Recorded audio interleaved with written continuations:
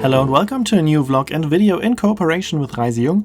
Today we're taking a look at day 6 on the Porto Mirante on the beautiful river Douro, and in this video we're only sailing from Pinhão to Lamego and then on to Regúa. Lamego is just directly opposite of Regúa, and the actual town of Lamego is quite far away from the river, but they have a port in which we only stopped for the excursions and for fueling up the ship, and then we moved over to Regúa on the other side of the river. In this video we will talk a bit more about the wine, as we are in the wine region Alto Douro. It is the first wine region that is protected by law in the world, and it is registered as a protected designation of origin. Since 2001 it's part of the UNESCO World Heritage. The Alto Douro has a size of around 26,000 hectares, and wine is being made here since almost 2,000 years. So it is a very important wine region, and today we will learn a bit more about the wine. Of course, the most famous wine is the port wine, but there are also some white and red wines made here in the Douro Valley. Whilst many guests were on an excursion to the city of Lamego, I stayed on board, and here we are sailing to Regúa.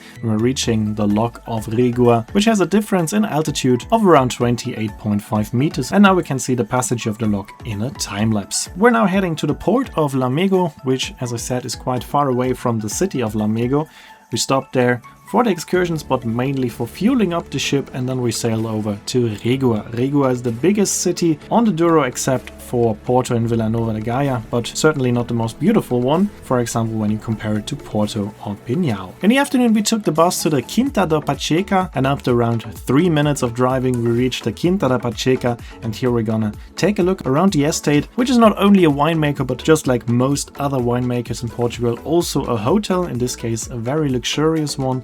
And we were greeted there with a refreshing walk through a wine barrel, and then we were introduced to the Quinta da Pacheca. We learned a bit more about the company, and we were shown around the company grounds. Even though it is a luxurious hotel nowadays, they are still producing port wine and white and red wine, and it's made in the traditional way by grape stomping, which is made in this room. And then we continued on in the wine cellar, which is not used anymore for winemaking. It is now an event location, and the winemaking itself takes place a bit further away from the hotel, but here we can still see the old wine cellar with the old wine barrels, which was very, very beautiful. And then we continued on to the wine tasting, which of course was also included. Gonna learn a bit more about port wine. As many people don't know, port wine is not just one type of wine. There are different types, and they have very big differences. Saying port wine is port wine would be like wine is wine. Treating white and red wine as the same, that makes no sense, and it's the same with port wine. There is ruby port and tawny port. Ruby port is aging in bottles or in steel tanks, so it doesn't get any oxygen,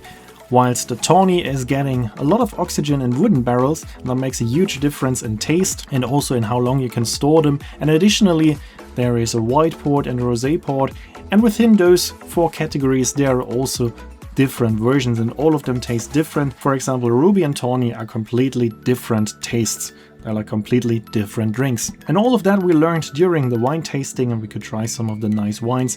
After that we had some time to explore a bit more of the Quinta da Pacheca. We even saw a peacock, and there was also time for trying some more wines in the wine shop, or just enjoy a glass of wine in the hotel bar. In general, it was a fantastic tour. It was even in German, which is quite rare in Portugal to have somebody speaking German. But there we had the perfect German wine tasting. We learned a lot about the port wine and also about the other wines and the Alto Douro in general. And after this fantastic experience, it was now time to head over to Regúa, where our Porto Mirante docked in the meantime. And as I said, Regúa is not the most beautiful city on the Douro, and I also didn't even have much time to discover the city, so I stayed on board, enjoyed a few minutes in the pool, and then it was already time for our gala dinner, and that means that there are even more courses.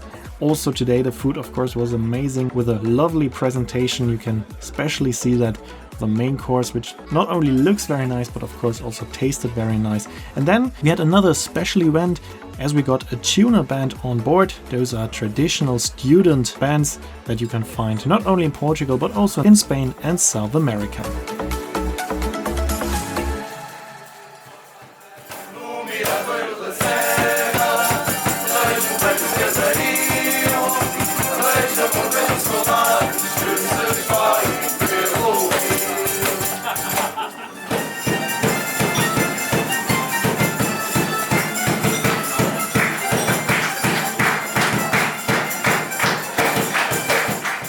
And with this, a wonderful day is coming to an end. In the next video, we will take a look at days 7 and 8, the last days on board. But this video will be a highlight because we have the highlight excursion and a wonderful evening in Porto. Here you can see when this video will be uploaded and the name of the song. As always, thanks for watching. Hope you enjoyed the video. If you did, make sure to comment, like, subscribe or share the video link. And I hope to see you in my next video or maybe one day on board. You can find some information about our cruises on reisejung.de.